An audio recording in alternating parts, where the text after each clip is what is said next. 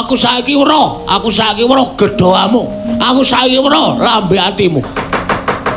Nek kowe tekan kene iki niate mung ngardo nangisi aku ning ora budidaya supaya aku waras. Mau rasah rene ra apa-apa. Aku ora butuh tok tangisi ra masalah. Sing tak butuhke iki wong-wong sing peduli karo aku, sing iso goleke tamba karo aku. Nek mung urun nangis wis jagat iki wis akeh banget tak omong. Teko ketok nangis. Engko balik raine wis cengengesan. Ngono kuwi pirang-pirang wong sipate kaya ngono kuwi.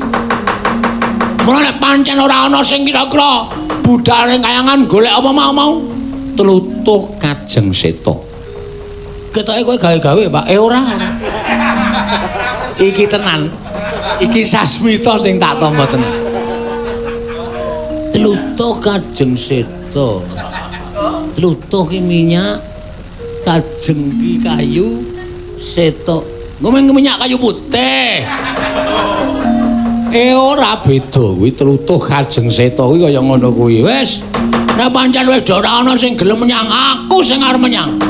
Nek ya kuwi Pak, ikhlasno. Nek awakku kuat tekan kayangan, aku tekan kayangan. Nek awakku ora kuat tekan kayangan, ilang-ilangan ndok siji ikhlasno. Kowe kelangan anak dina iki, Pak. Kula nderek nggih, Mas. Pokoke sebaya mukti sebaya mati panjenengan nek nganti minggah teng kayangan mboten dugi terus sampeyan sedo teng mergi kula ya suduk salira. Lahir batin iki nggih. Lajeng pados priya sing kersa nyuduk kula.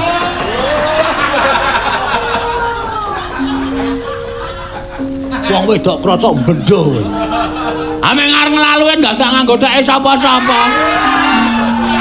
Penyakit ora. Karepe dhewe. Aja kowe rasah mangkat dhewe. Ora, aku arep mangkat dhewe nek bapak anu gareng karo Petro ora gelem do mangkat tekan kayangan.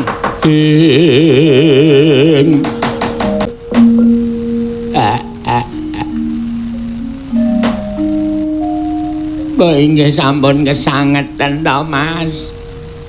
Wong adat sabenipun sampeyan niku gerah niku paling mboten namung luwe. Niki kok nganti meh setengah sasi sampeyan mboten wungu saking tempat tidur. Mas, grahe napa? Saya suwe kula ngematke pendak-pendak. Nuwun sewu wong sampeyan ya wis ora kersa siram. Mboten kersa resik. Anggere kula salini sarunge tenggen. Nuwun sewu tenggen pupu kok enten belang-belang. Monggo saya suwe nek kula wis padhake pendak kula usap ngangge lenga klenthik. Malah abing. Sampeyan niku jane kenging sakit napa lho, Mas? Mbok inggih nek nganti keterus-terus sampeyan sakit niku wong lara niku kembange ming mati. Nek sampeyan mboten nonton kula aturi menggaliaken Kang Putra. Si Bobby kali si Bernadetta menika.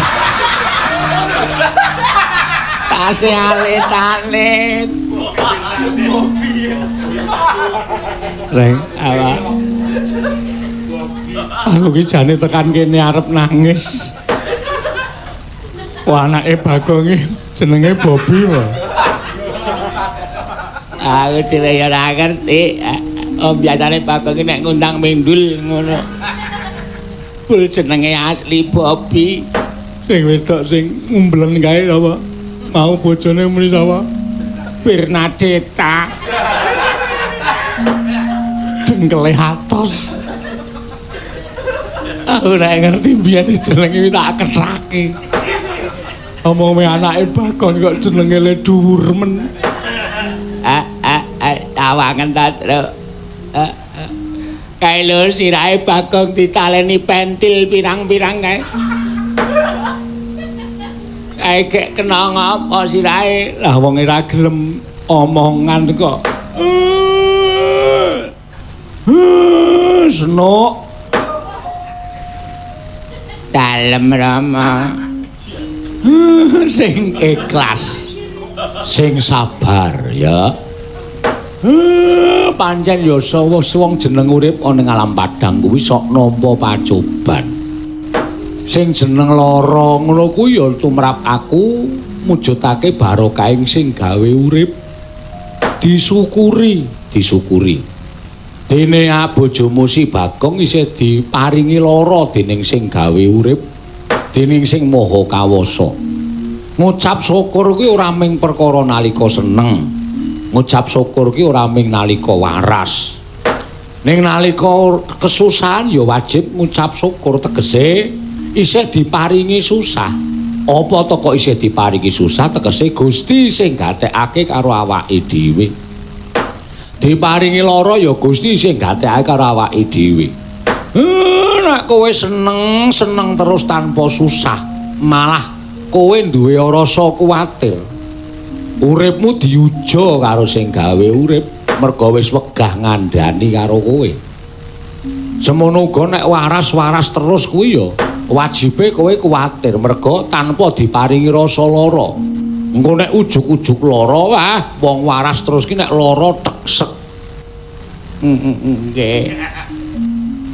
Bapak ngendi kok kaya ngoten niku kula terus kelara-lara. Wong nyatane Mas Bagong niku ra nggih awis-awis sakit to, Pak. Iya pancen bocah ndablek. Bagong ki ora tau lara merga ora percaya karo lelara. Ngono? Nggih, ning niki kok mboten purun maem napa-napa. Sega ya ora gelem, mboten. Biasanipun niku nek esuk senengane jenang sungsum sok entek 6 piring. Niki kula tukoke ya ora doyan jenang sungsum. Ora, Dik. Jane larane Masmu ki ngapa? Larane iki kenapa kok sirahe dikareti nganggo pentil kaya ngono. Waune niku jarene mung mumet separo. Kula ya omong nek mumet separo ya ndase digawa separo wae. Nesu kula dituthuk ketel. Niki lho tesih tatu. Aku ya kurang ajar wong mumet separo kok sirahe kon gawa separo wae ora. Nggih. Saya suwe-suwe jare mumete rata. Terus sarean terus ngenten iki mboten purung tangi. Anggere kula matke saka kadohan niku wig-wigan. Awake dikukuri. Monggo nek ngukuri awake niku kalih meremlek kaya penak banget.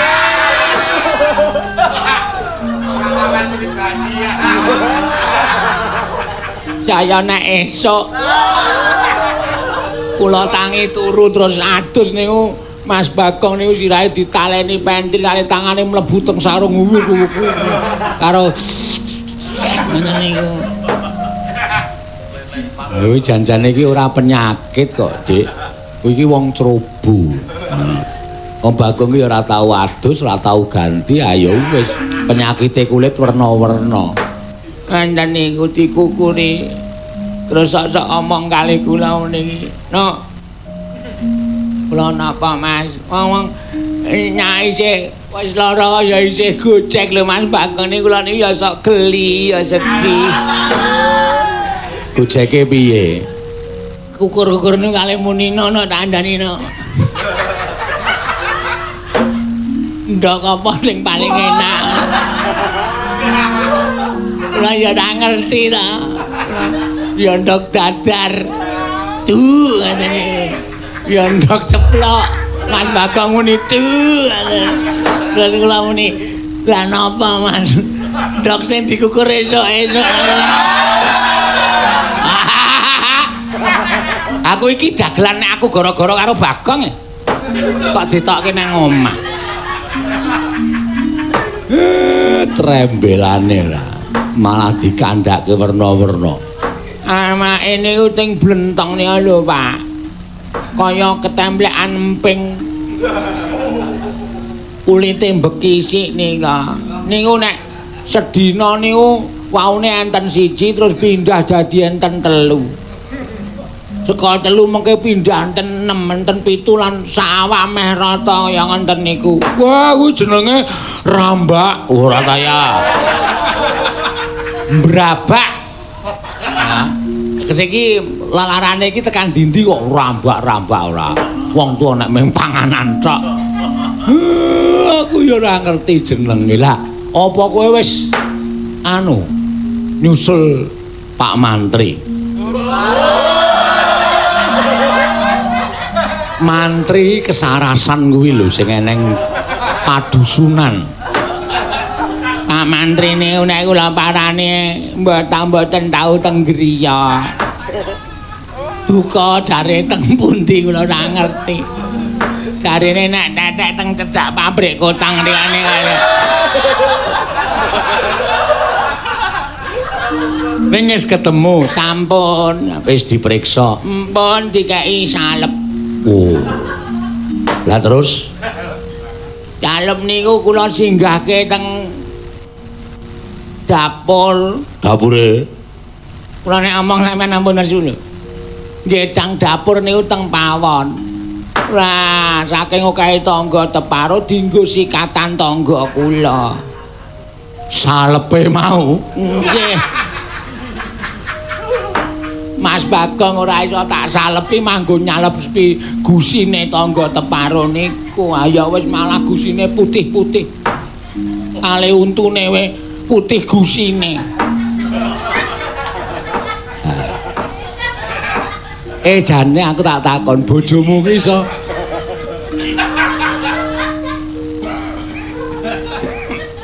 Bapak Gerah ora. Aku tak takon karo kowe bojomu ki jek iso jak omongan ora?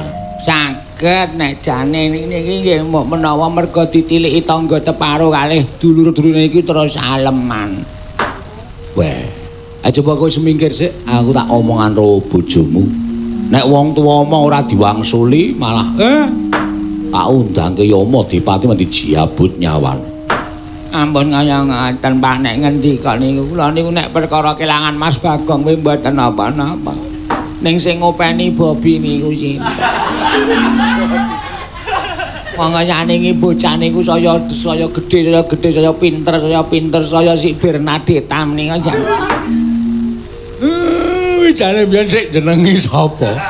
Jenenge Mas Bagong ning mboten entuk konangan kalih kakang-kakangne mengke ndak diece ming anak Bagong kok jenenge werna-werna ngancen niku. Coba kowe mundur sik. Aku tak guneman karo Bagong. Oleh.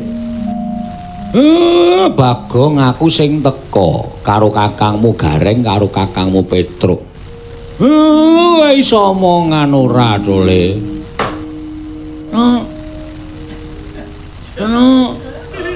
Ora wandan Jawa. Nek kira-kira dayae ora nggo apa-apa kon minggatno. Niki Keng Rama Bapak Semar karo Gareng karo Pakde Gareng Pakde Petro. Nek bapak entuk mlebu ruangan. Nek Gareng karo Petro aja kae cah mentolo e.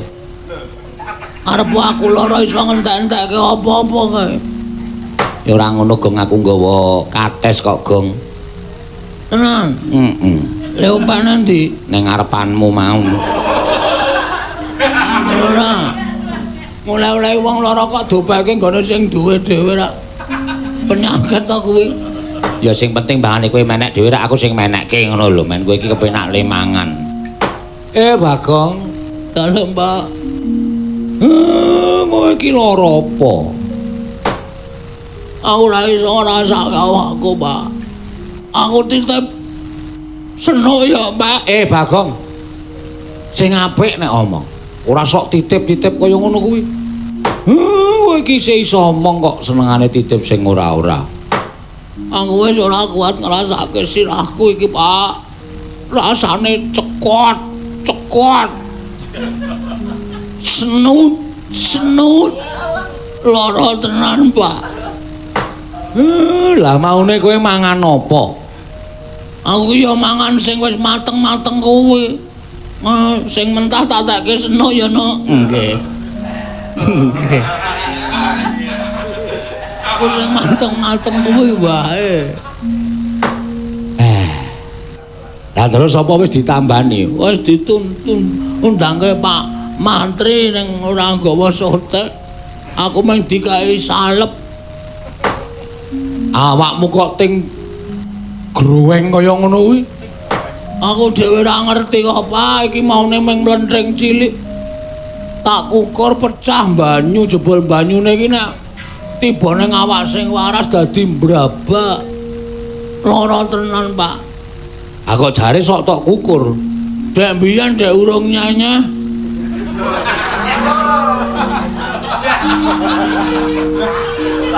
Tak kukur ki penak tenan, Pak. Nek wis nyanyah ya suwe-suwe perih, Pak. Lara tenan. Oh, aku panas kabeh. Tensiku tinggi, Pak. Iya. Gula darahku munggah, Pak. Iya. Kolesterolku. Ora iso ngarane kok. Apa jenenge? Kolesterol. Kolesterol kok kolesterol nempel raimu ki, Pak. Kolesterolku ya dhuwur, Pak. Duh, jan lara tenan aku nek ngrasake kanan kaya ngene iki kok tambane apa, Pak? Tambane apa? Apa kowe mentolo nyawang aku ngeteh-ngeteh kaya ngene iki ra nyambut gawe? Nek aku ra nyambut gawe, bojoku mangan apa? Anak-anakku mangan apa, Pak? Aku dhewe ya bingung, Bagong. Lanjur kudu piye? Jare kowe iki dewa, Pak. Jare kowe iki Sang Hyang Bathara Ismaya. Mbok ya semedi ra ketang sedhela, Pak. Semedi ya manteng pangestimu. Nek nganti aku ki cilik ora iso mari gedhe, nganti aku ki almarhumah. Almarhum tok ora almarhumah. Almarhumah ki wedok. Soale aku lek dikubur nang kuburan wedok. Oh iya wis ngeyel ora. Almarhumah. Sapa sing ngopeni anakku?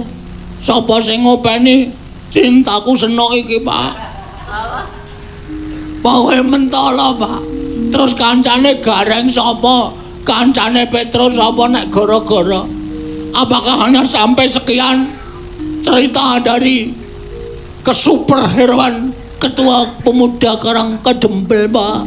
Apa kowe mentala, Pak? Kanan kaya ngene iki aku tutulono, Pak. Omongane ora cetha. Iki meh stroke. Waduh. Rumah sawu kok anggere wong cilik kok malah diwedeni penyakit to. Penyakit iki ming awake ting blentong kaya ngono kok nganti tekan stroke barang. Kula nyuwun dipun tulungi, Bapak.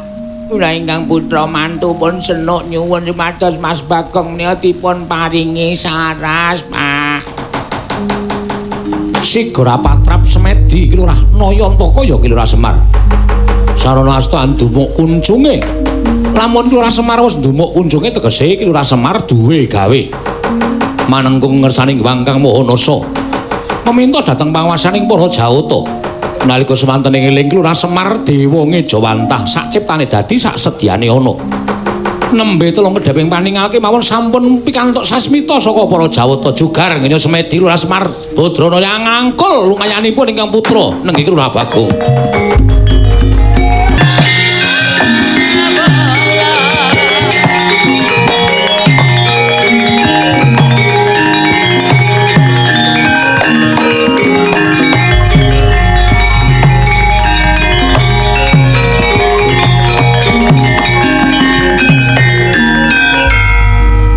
Tityane Gandayane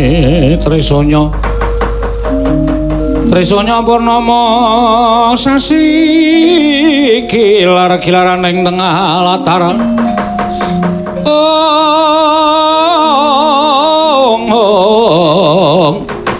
kilar-kilaran ing tengah latar milang lintang Bima Sekti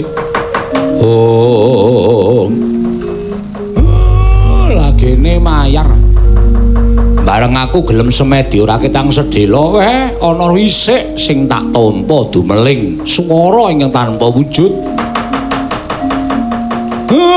jarene Bagong iki iso waluya nirmala temah jati, jati temah mulya. Yen to sarandunging awak kuwi dileleti utawa borehi nganggo kuwi ya kuwi tlutuh kajeng seta.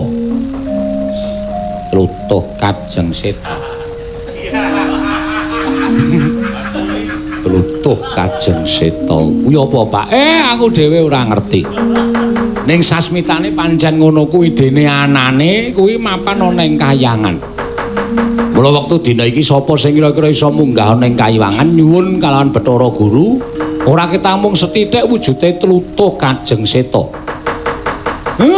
Iso dadi srana nggone Bagong kuwi waras wiris bali kaya wingi uni. Nala Gareng, waduh oleh tekan kayangan iki lho Pak, munggah Anda Ranti iki lho. Aku iki kangelane mbah sikilku becik, tanganku cekot. Nek munggah Anda biasa wae benake sound sisteme aku biasa, Pak. Munggah Anda Ranti iki ya dhuwur tenane. Ya aja aku ambek Petro pas apa? Petro kowe mangkat to. Aku sing diperkara karo Bathara Indra ya, Pak. Perkara apa? Pokoke ana masalah sing aku ki ra iso tekan kono. Mula nuwun ngapura nek aku kon munggahane kayangan paripaksa aku ora iso. Apa mistu dawuhe bapak? Lanjur sapa sing arep munggahane kayangan? Bagong, jamune wis ketemu, tambane wis ketemu ning ora ana sing wani munggahane kayangan. Wis nang ora sada munggahane kayangan wetreng, Truk. Wis aku nengno wae.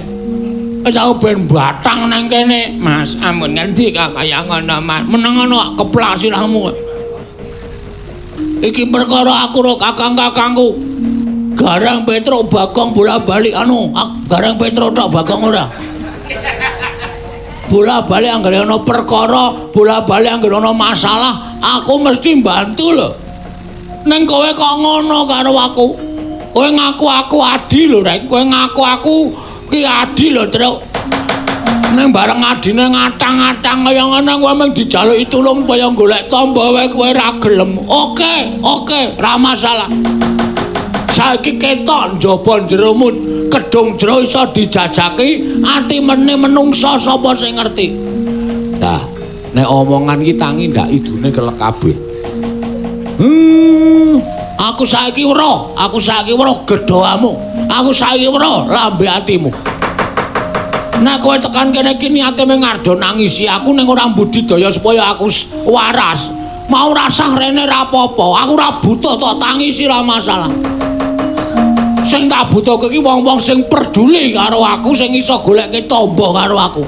Nek mung urun nangis wis jagat iki wis akeh banget tak omong. Teko ketok nangis. Engko balik raine wis cengengesan. Ngono kuwi pirang-pirang wong sipate kaya ngono kuwi. Mula nek pancen ora ana sing kira-kira budal ning kayangan golek apa mau tlutuh kajeng seta. Ketoke kowe gawe-gawe, Pak. Ora. Iki tenan. Iki sasmita sing tak tampa tenan. Tlutuh kajeng seta.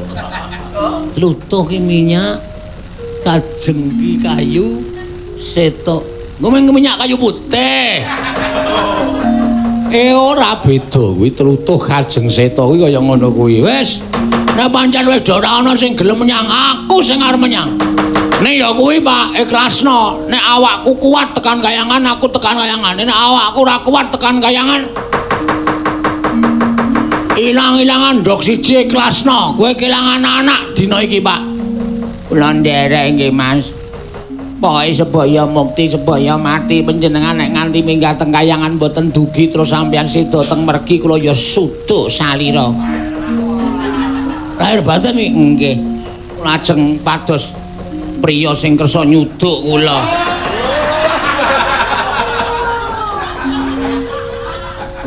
Wong wedok kraca bendho kowe. Ameng arep nglaluwe ndak tak nganggo theke sapa-sapa.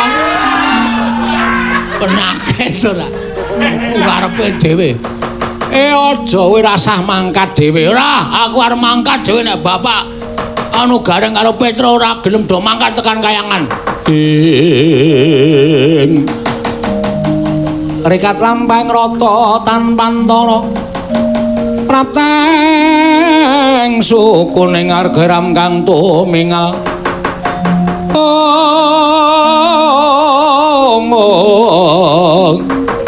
Ram kang tumingal dendeng saingga praja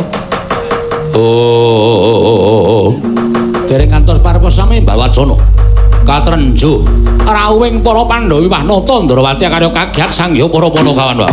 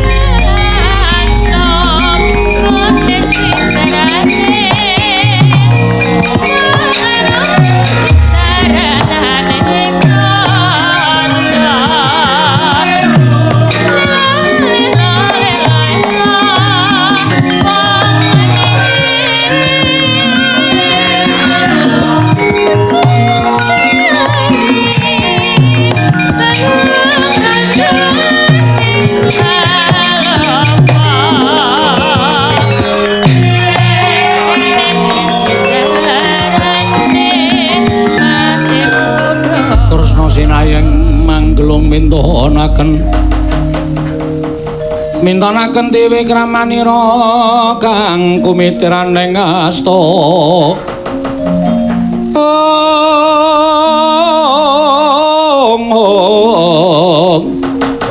kang kumitraning astaning asta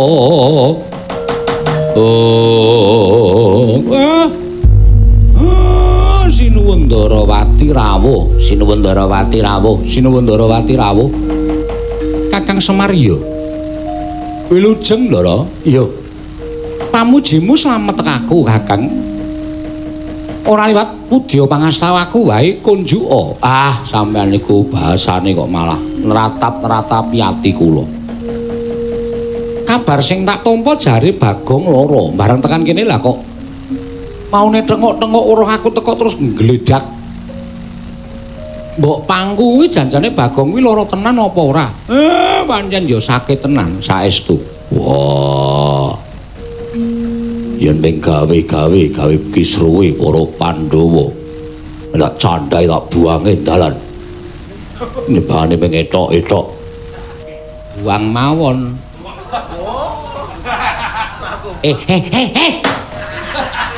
Iki wong lara kok iso jabut jenggot. Kakang Semar Bagong kena ngopo Kakang? Bagong mbok tangi. Tangi ndaramu rawuh.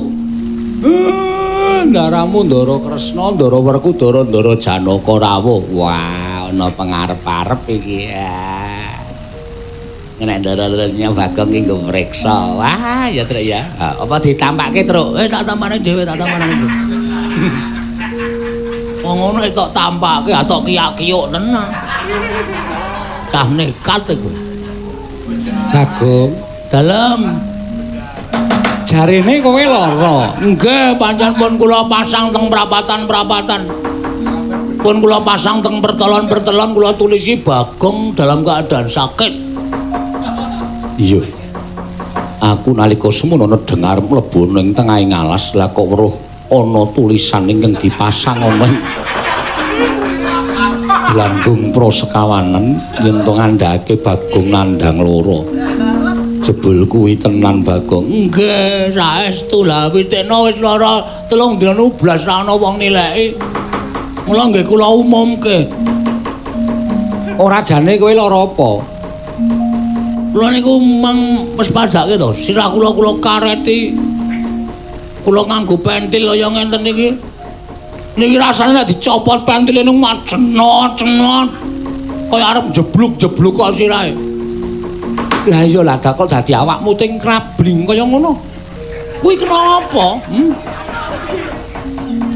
Kok abang-abang kaya ngono tok ukur mesti? Nggih. Kepenak banget Anggere magruk ngoten niku teng pikiran mak pronyang.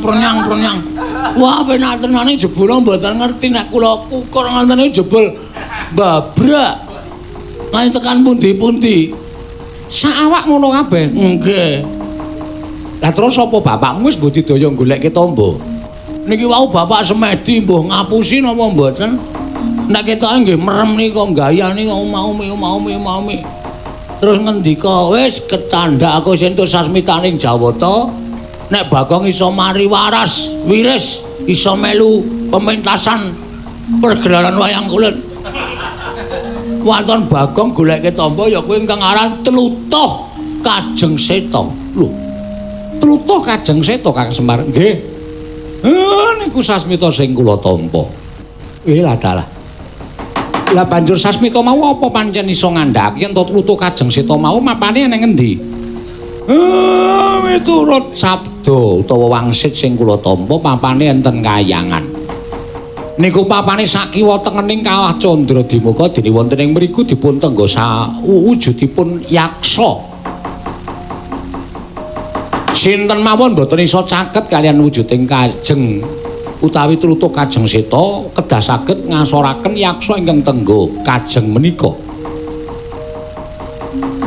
Ana buta ingkang nunggu kayu mau nggih.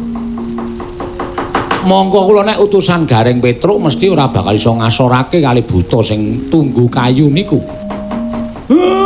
Mbok menawi ndara wonten krendheking penggalih. Ngantengaken sariya carira madosaken tamba anak kula Bagong Ndara.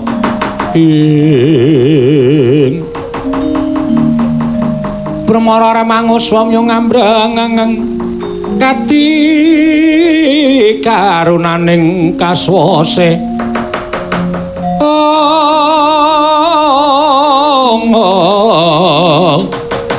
Yaneng marga mamalatkum. Ya jagat maestung kura wayah turu jagat turu. Nggih. Apa Siadi sago ngentengake saliramu? Ngupaya tamba kanggo Bagong? Wah, sawuh. Arjuna semono uga sago. Nggih, Koko Prabu kula sagah. Bagong kowe krungu dhewe kesagoaning bendaramu. Walah, dan matur sembah nuwun tanpa pepindhan. Dene ndara-ndara kula werku ndara-ndara Janaka ingkang sampun sagah madosaken kula jampi mboten kaya kakang-kakang kula. Namun ora ndek beras wae mara tenggen kula.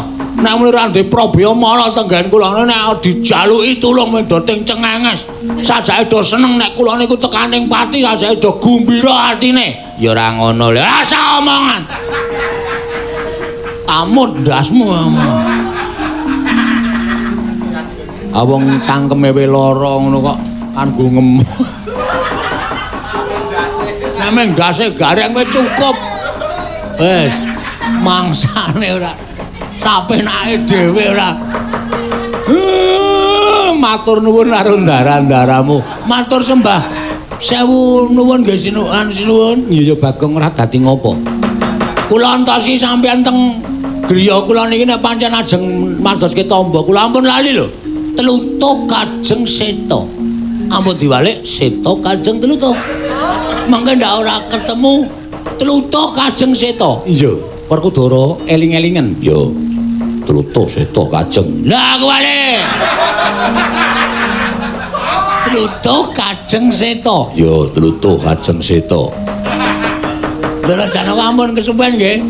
Nek sampeyan iso ngasorake buta sing lekandha bapak tunggu kayu niku sampeyan iso nggawa Tlutuh niku kula saged waluya nirmala temajati jati temamulya. Dina iki aku njaluk pamit Semar, njaluk pangestu. Ngatos-atos Kakang Semar, aku njaluk pangestu. Ngatos-atos Kakang Semar, aku tak jampangi lakune adhiku sakloro. Nah, kula pasrahke bab katentreman tuwin kesarasaning Bagong Gendara.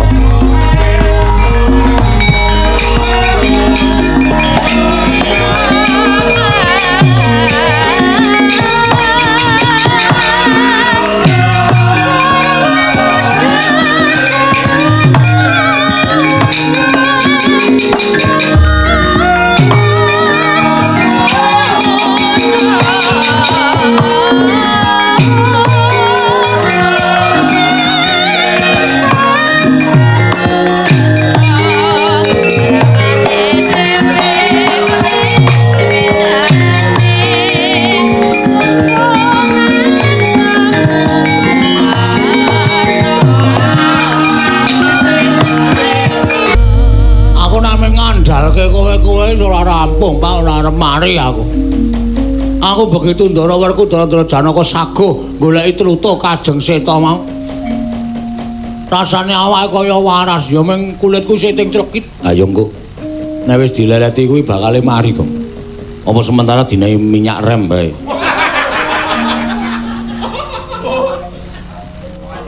Kowe kok saya atos ta, Tru? Hah? Apa ana awak lara kok dilolesi minyak rem? Jara biyen nek dinahi minyak rem ki malah mari. Kuwi ra tatu. Kuwi ra tatu. Ha. Ngono lho. Nek tatu iso mari. Ha iki apa mbuh kaya nek dinengke nek kena keringat ka lho, Tru? Rasane mak cekik. Kuwi dikukur penak banget. Engko gek nganu gong, engko gek kowe iki ming janjane ming penyakiten kadasen terus aleman. Kadasen matamu. Aku ki wong resikane. Arep aku ora tau adus, ning aku urip sabunan. Lho. Arek kudune adus. Oh iya, Deng. Maksudku arep aku ora tau sabunan, ning aku kerep adus. Lah kuwalik. Wah, kowe iki lara kowe iso gawe bungah, Bapak. Ambok lara terus tak gajul wetengmu lho, Men. Seneng nek anake teng benyini, ha. Ya ora. Nang kowe rak ya iso gara-gara to, Bagong. Iso tak usahake. Kan gara-gara ya abot tenan. Ora ketang aku mung gabung-gabung karo Petro karo Gareng. Aku tak mangkan, aku tak mantolan lho, Pak. Kok dadak mantolan? Aku isin awakku teng breleng kaya ngene iki. Teng klireng ngene iki lho. Ayo. Iki meso nggon awak ketok ngene iki sithik-sithik. Dudu ya, Tru. Sing ngrembuyung kok. Aku mbayangke kowe gila, Tru. Nah, aku mula nek lungguh nek seneng nang aspal to. Heeh. Nganggere bokongku tak obahe kaya dikukurke lho, krung-krung. Penak. Berarti kowe nek esuk sore-sore jam 3 sok tengok-tengok nang aspal gayane udut-udutan kae ngukurke kuwi to. Kena anget iki mak cekik-cekik wah. Asli, nek ora percaya takono Keswan sing tau.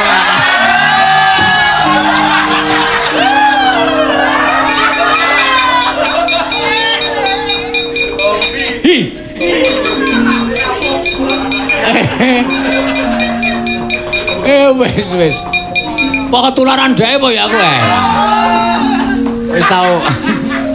Wis tau nganggo sandangane apa urung? Urung yakin jujur aku nganggo sandangane dhek. Nek wis nganggo muga kuwi ketularan iso liwat keringet. Aja. Iso liwat keringet to? Iso. Wah. Perlu didelok, Tru. Kanggre bojone Keswan wis wig-wigan aku iki. Le timpoh wis ora betah wis ngenang-enang. Wis ayo padha netepi kewajiban karo ndongake ndaramu men entuk kasembadan. Entuk asil nggone nggayuh ya kuwi tlutuh kayu putih. Nah, konangan wae. Tlutuh ya kuwi Kajeng Seta. Ya wis muga-muga ndang entuk gawe aku ndang waras ya, Pak. Iya.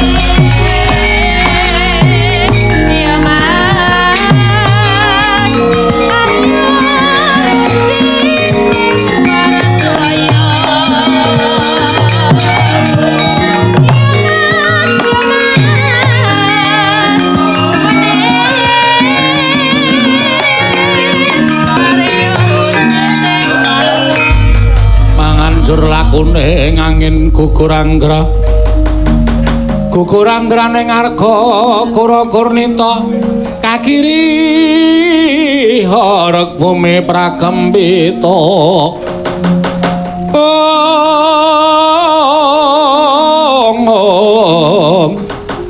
padulung mangambak-ambak udan lesus war pinusus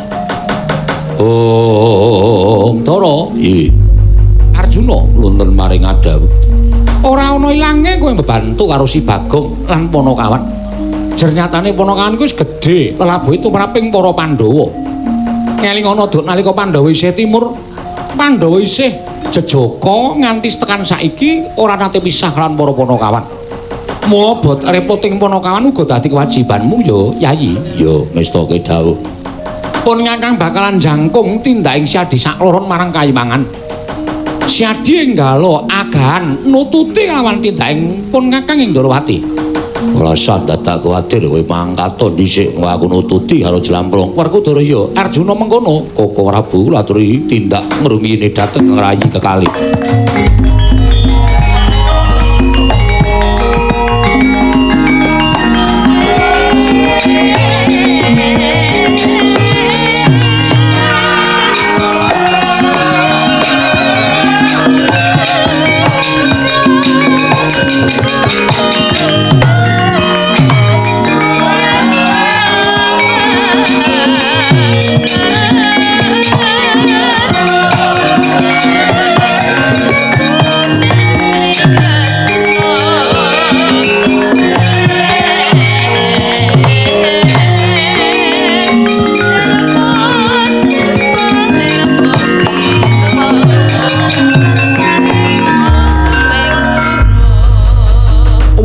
den weling dening Kang Raka ing Ndorowati nenggih Sang Mata Prabu Sri Bathara Kresna bilih sampun ngantos sak mangke tinilar dalang Raka ing Ndorowati sigra matek aji Bandung Bandawasa mungkal bener pengantep-antep Sang Werkudara ing cipta daya-daya prapteng Kayiwangan Suralaya suku kiwa den balangake kebat kaya kilat kesit pindha tatik lampahing Sang Bratasena wau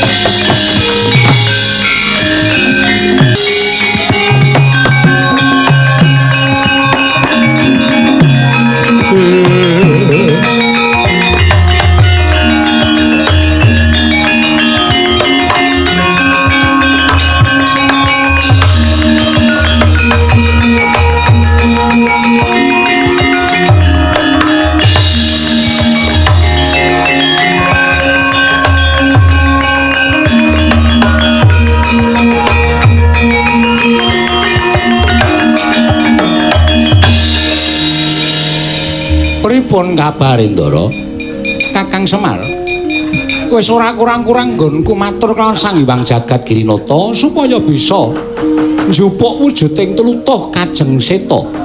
Parandene jebul ngendikaning Sang Hyang Jagat Girinata, tlutuh Kajeng Seta kuwi pancen ana sing wis ndarbeni lan wis digawe sewijining ya kuwi pewujudan tetamba ingkang bisa nambani sapa wae ingkang nandhang lara.